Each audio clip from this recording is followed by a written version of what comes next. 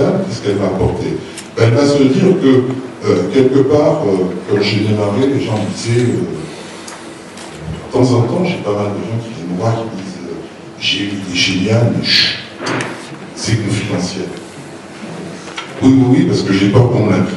Donc je peux lancer le projet, et si on l'applique, je serai malheureux.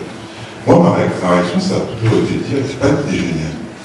Vous prenez une idée géniale, vous la donnez à une équipe capot, le projet ne marche pas. Vous prenez une mauvaise idée, vous la donnez à une équipe géniale, très rapidement, l'équipe géniale va s'apercevoir que l'idée n'est pas bonne et la restructurer. Donc la vraie entreprise, le vrai entrepreneuriat, c'est pas les idées, c'est les hommes et les femmes. C'est les hommes et les femmes qui ont la capacité à transformer. Donc moi, quand j'ai une idée, je la donne, j'en parle. Et si quelqu'un est plus à même que moi pour l'apporter, tant mieux pour lui. Et le vrai souci, donc ça c'est aussi un autre message que je passe, c'est pas sur une idée, on crée une entreprise. C'est réellement sur une vision, sur une équipe et sur la capacité à réellement transformer cette vision en réalité. Et c'est ce qu'ont fait tous les grands entrepreneurs dans le monde et dans l'histoire. Donc là aussi, revenir sur le fait que l'équipe et la transformation de la vision, c'est sans doute la chose la plus importante pour garantir la pérennité de l'entreprise et puis pour garantir effectivement le fait qu'elle puisse générer plus de richesse que l'on consomme. Alors pour garder le fil de mon discours, ça veut dire qu'effectivement on peut conjuguer entreprise et sociale. Je peux, si j'ai une équipe top niveau, me dire je vais plutôt investir dans ce domaine, le tourisme, plutôt que dans cet autre domaine, l'industrie, plutôt que dans cet autre domaine, l'agriculture. Je peux dire, je vais investir dans cette région, plutôt que dans celle-là, plutôt que dans celle-là.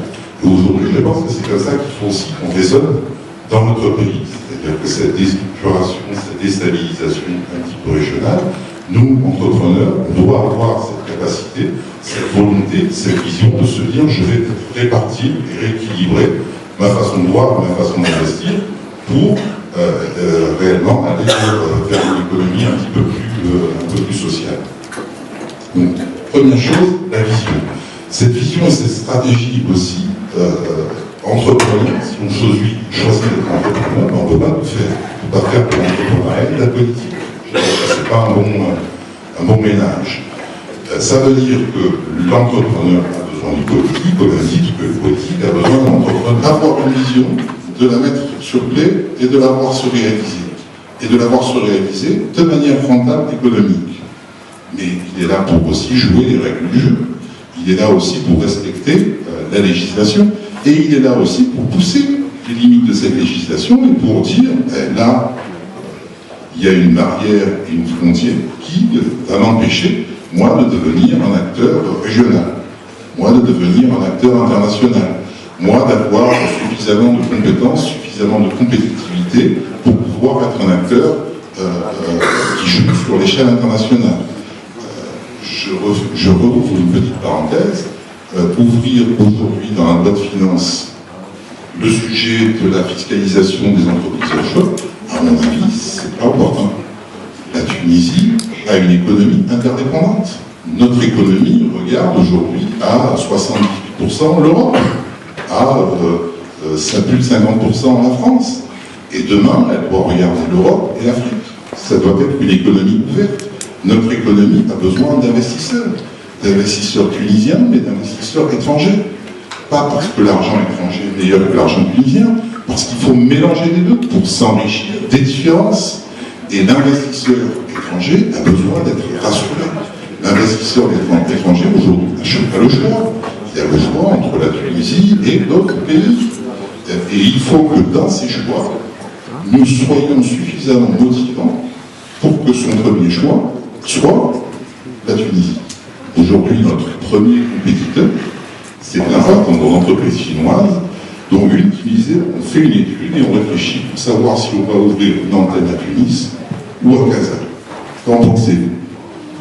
Je lui dis, écoutez, faites ce que vous voulez. Si vous l'ouvrez à Casa, vous en ouvrirez une deuxième à Tunis. Et si vous en ouvrez une à Tunis, vous en ouvrirez une deuxième à Casa, parce que vous avez besoin de deux gens pour garantir votre stabilité.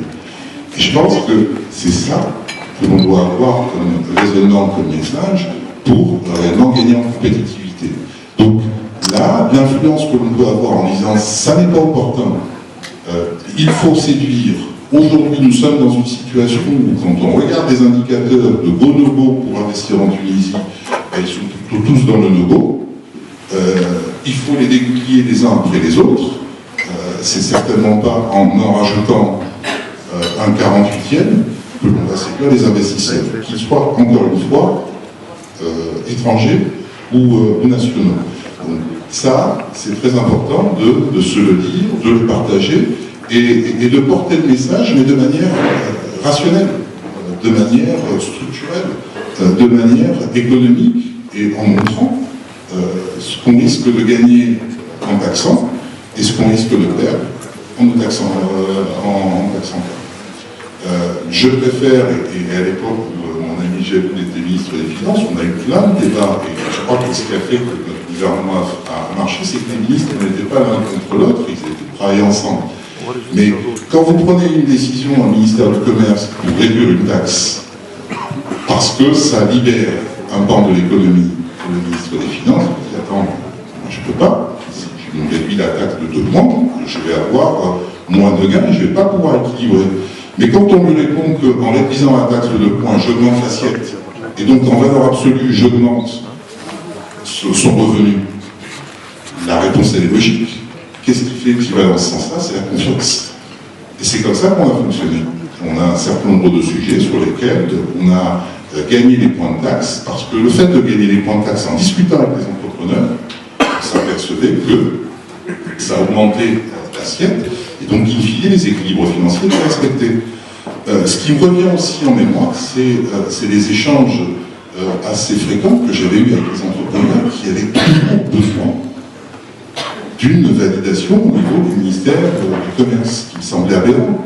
Dire, on a une administration qui est bonne, qui est structurée, dans laquelle il y a énormément de compétences, mais aujourd'hui qui ne facilite pas l'entrepreneuriat et, je pense, le complique. Et le complique non pas parce que l'application des lois et l'application des règles la porte à la compliquer, mais parce que on n'a pas envie forcément de prendre de risques et on n'a pas envie forcément d'avancer. Quand j'avais dit, je ne comprends pas que McDonald's ne soit pas en Tunisie, et où est la loi qui l'interdit? Et il n'y en avait pas. Alors pourquoi on l'interdit? J'ai dit, je n'ai pas compris pourquoi on ne peut pas avoir d'alcool sur le lac. Quelle est la loi qui l'interdit? Il n'y en avait pas.